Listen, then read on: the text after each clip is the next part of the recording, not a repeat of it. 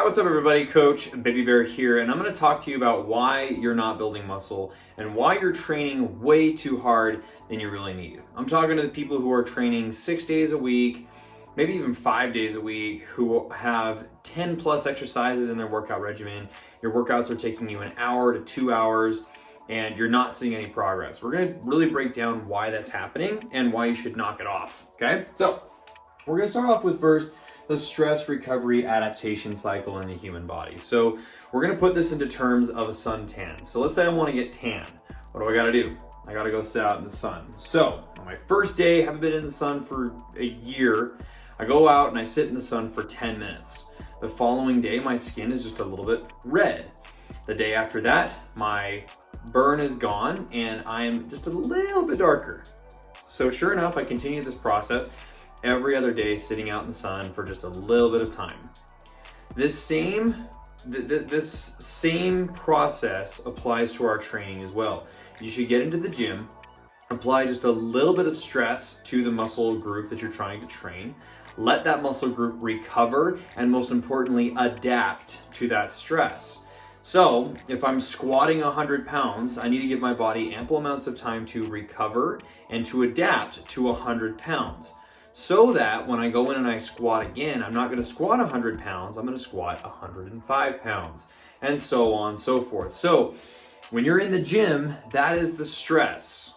The recovery and the adaptation cycle comes from resting from what you've done inside the gym, okay? Stress, recovery, adaptation.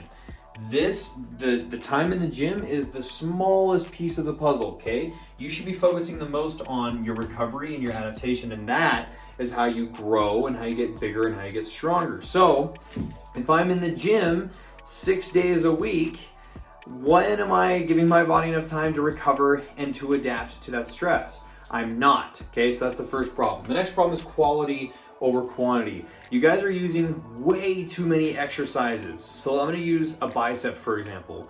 Why are you using 7 different bicep exercises when you could just be getting away with using two at the most, okay? Most of my guys are only using 1, and they're seeing more progress at just 1 bicep exercise than most people do when they use 7 or 8, okay?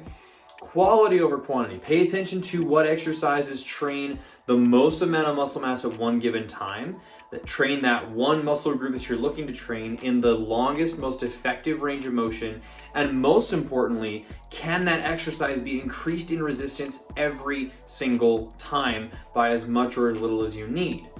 Quality over quantity here, guys. Get rid of all the exercises, pick 1 or 2 really good exercises that train the muscle group that you're trying to train the most effectively. So that's the next thing.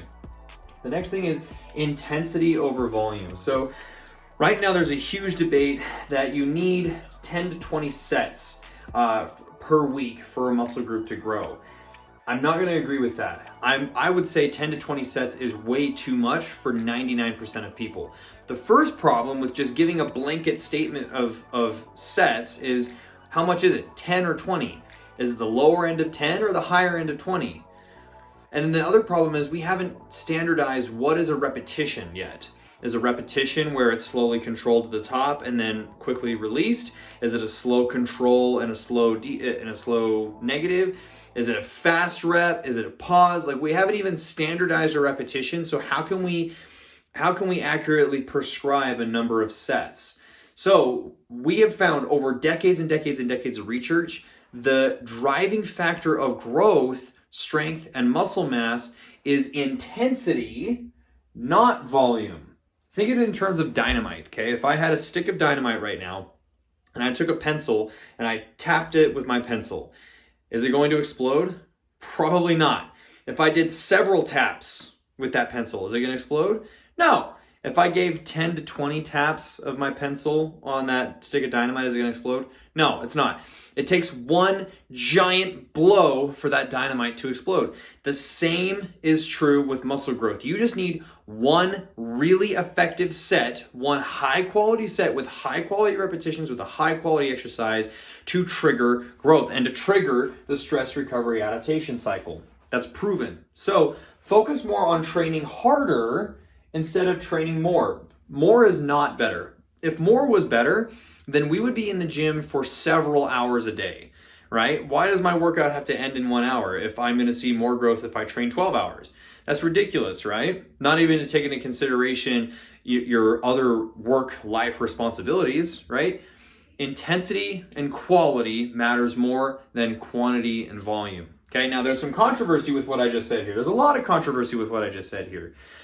The biggest controversy is, okay, well, all these pro bodybuilders train 6 days a week. There's some pro bodybuilders that train twice a day. You have to remember that the top pro bodybuilders and the top athletes in the world are genetic freaks, okay? Their stress recovery adaptation cycle is extremely quick. They are able to recover and adapt at a very rapid rate. We're not even talking about performance-enhancing drugs yet, okay? These guys are genetic freaks. You're probably a normal human being. If you're not seeing any muscle growth and you're not seeing any strength, you probably are a normal human being or have suboptimal genetics. Okay, you can blame your parents for that one. You should have picked better parents, man. But what we're saying here is you shouldn't be idolizing the training and the nutrition of a pro bodybuilder.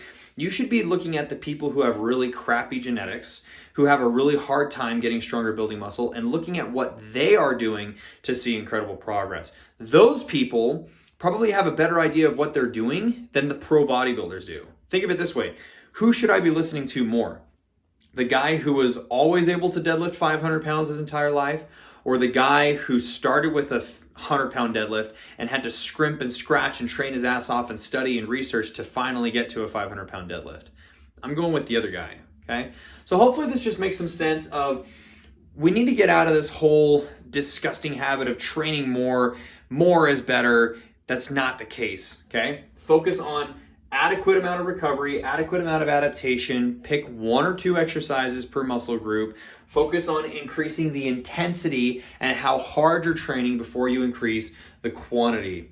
Lastly, try not to look at the programs and the nutrition plans that the pro bodybuilders are using. Those guys are genetic freaks and they probably don't know what they're talking about. Okay, hopefully that helped out and we'll talk to you soon.